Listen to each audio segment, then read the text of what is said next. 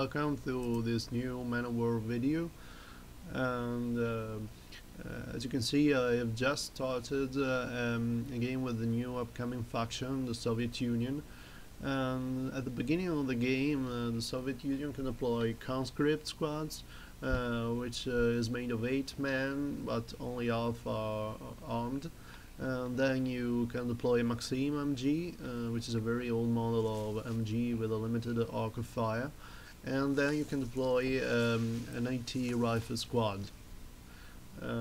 So the Soviet Union is at a slightly disadvantage at the beginning. They can count only on their superior numbers to overrun the map and gain control of main objectives in order to unlock more advanced units faster.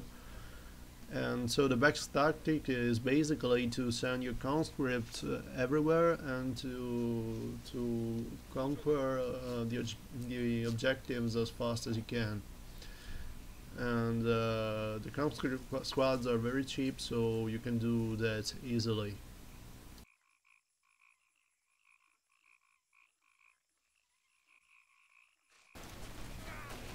Another key feature of Soviet Union's modernization is needed in order to gain access to more advanced units. For example, here I'm showing infantry modernization, which unlocks people militia and veteran infantry. As you can see, I've just deployed a people militia squad. This is a flag carrier. It is a very important unit because it has a radius ability which boosts the nearby soldiers, so they gain more health and they have more stamina. So basically you need it in order to support your troops, because your basic troops are weaker than those in the other nations.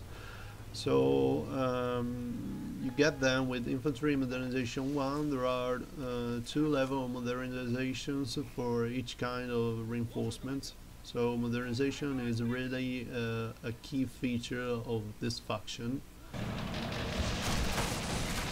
So another key feature of Soviet Union is leader units. As you can see here, I have requested an E0152, which comes together with 4 artillery engineers. Artillery engineers are a leader unit. In Soviet Union, you can use leader abilities which are unlocked in certain conditions.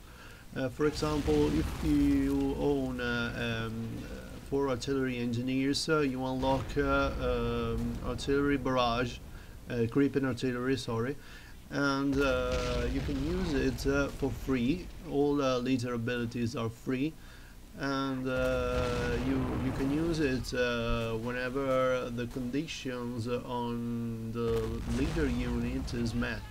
So, for example, in this case, we need at least 1 artillery engineer on the field in order to use creeping artillery. And it is a very powerful ability. As you can see here, you request a heavy artillery barrage, which will be shot for a long period of time, so it is very useful if you need to stop the enemy advance in the sector. It is similar somehow to the US Marine battleship barrage. And as you can see, you can also use, of course, E0152 to shell the enemy static defenses. It is a very powerful assault gun. It can also destroy heavy tanks with the armor-piercing rounds or even high explosive rounds, because they are very powerful. So as you can see here, you can easily destroy an enemy static defense. But as you can see, I've unlocked tank modernization level 2, which unlocks the best tanks for Soviet Union, which are the T-3485, the IS-2 heavy tank, and the Su-100. Now I will order an IS-2 heavy tank. So it is very cheap compared to its power, because as you can see, you need to unlock both modernization levels for tanks. So you will actually pay about 2,000 command points for the first IS-2 and then 750 for the other.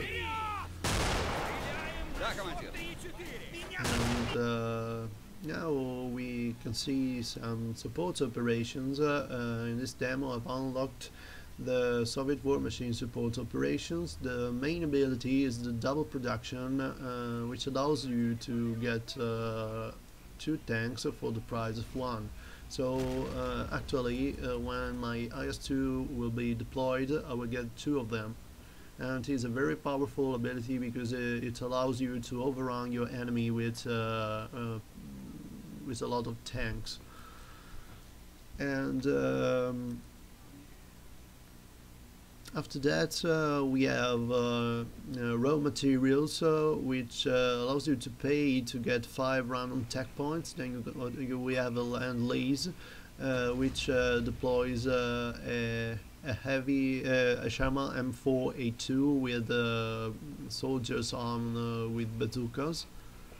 So it is an anti-tank reinforcement. And then we have the major ability, which is the red wave. It can be used only once, but you will get a free random reinforcement every 20 seconds, independently on your modernization level. So you can get an IS-2 even you don't have any modernization level.